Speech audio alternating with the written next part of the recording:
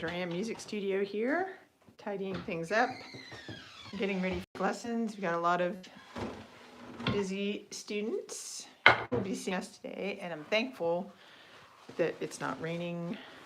I'm doing a few things that sometimes my studio helpers do that they didn't do today.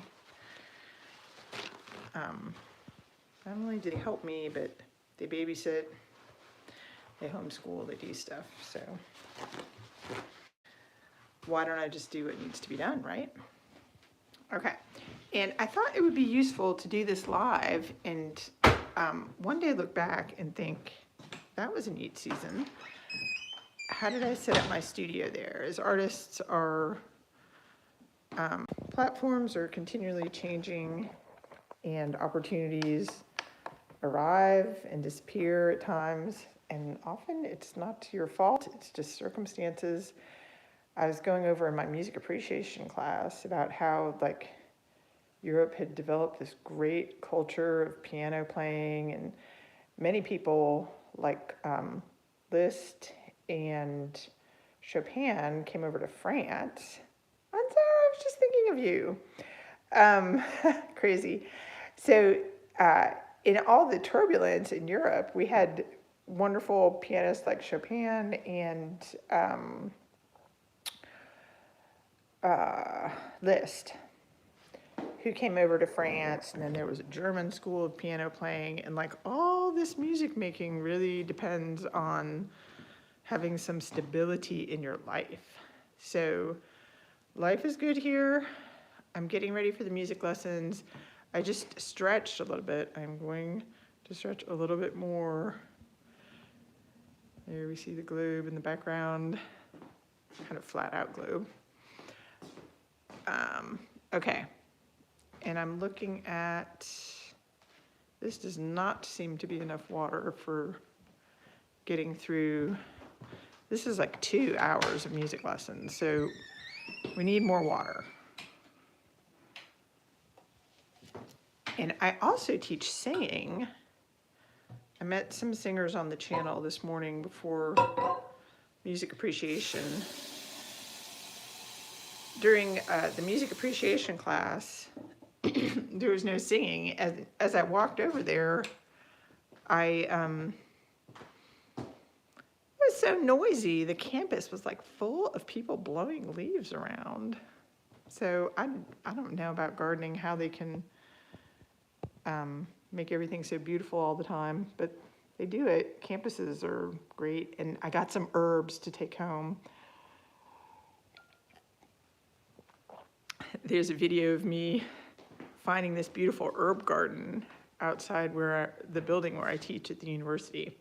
Okay, so if you want to teach a music lesson or get ready for one or get ready to teach yourself some music, you should just look at yourself in the mirror, get a drink of water, find a place in your studio to put it down, and then you have to deal with all the little music toys and the written down music, which, yay, it's such a blessing to have some music written down that you like to play. Now this is hello, it is old news. Why do we have this? This should be filed because it was a little piece of wisdom I had about making music as a family, writing down ideas, schedules, goals, sharing recordings with other musicians. Some books I've read, The Accidental Creative, talks about introversion in the creative life. So,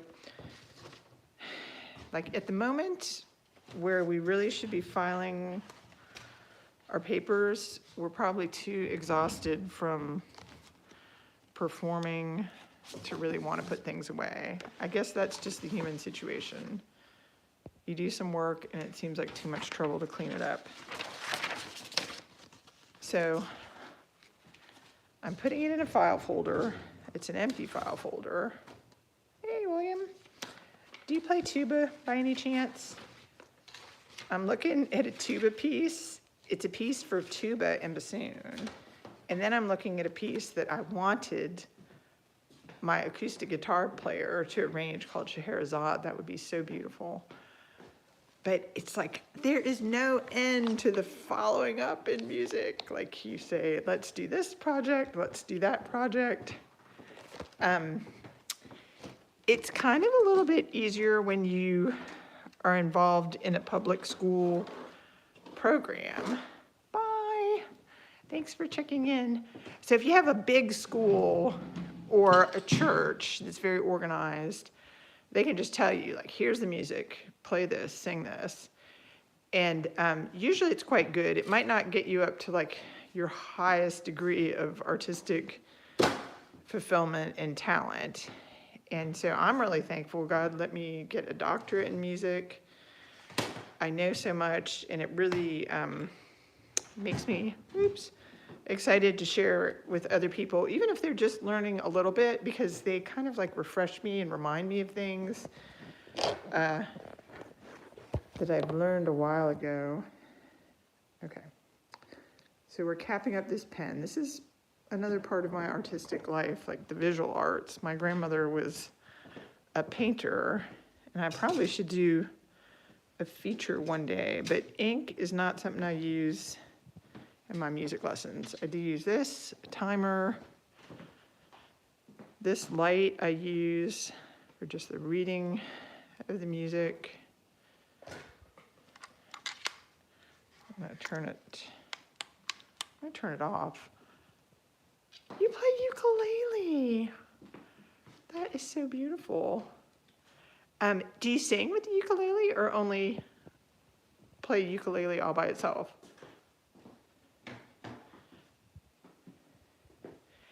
And do you feel like arranging Scheherazade for ukulele?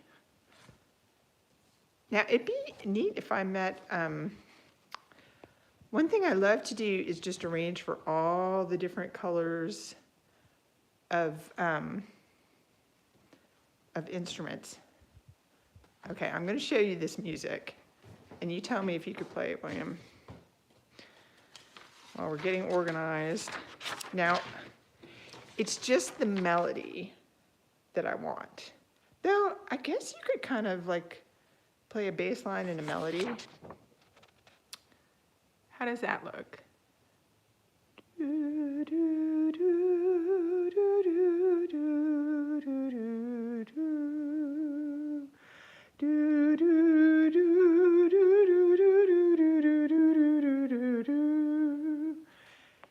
It actually, like,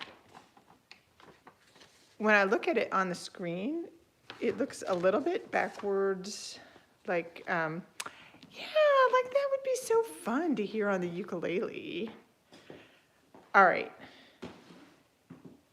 Now, would you play it by ear or would you read it off sheet music?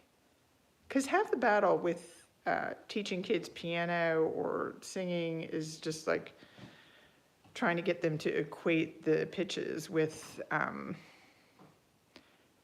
like what they see with what they hear and then what their hands can do or their mouths can sing.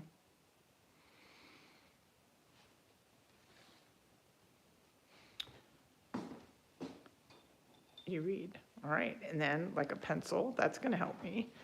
So, okay, well, somehow, do you have a YouTube channel?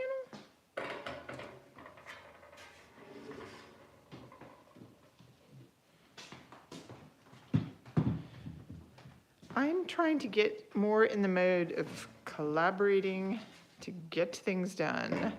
So in 2026, I'm probably gonna put out a call for people to work with me, co-authoring little educational books of stuff that's just like really pretty, really good for people to keep alive and in their memories, beautiful melodies that are just gonna be like lost. And people wonder about classical music and think like either A, it's too hard and elite, or here comes my student. All right, I'll have to wax on about this another day, but nice to meet you, William Jensen. I hope we can work together in the future and that your day is most musical. All right, bye-bye.